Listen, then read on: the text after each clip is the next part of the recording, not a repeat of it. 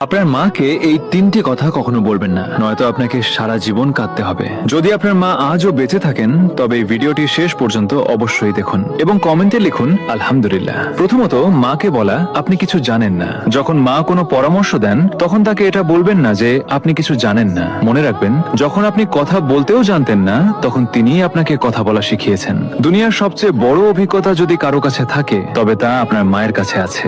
দ্বিতীয়ত, মাকে কখনো বলবেন না আপনি আমার জন্য কি করেছেন। যদি কখনো আপনার মনে হয় যে মা আপনার জন্য কিছুই করেননি, তবে সেই রাতগুলোকে মনে করুন যখন আপনি অসুস্থ ছিলেন আর মা সারা রাত জেগে আপনার সেবা করেছেন। আপনার এক ফোঁটা চোখের জলে যদি কেউ সারা রাত না ঘুমিয়ে থাকে তবে তিনি কেবল মাই হন। তৃতীয়ত, আমাকে একা ছেড়ে দিন।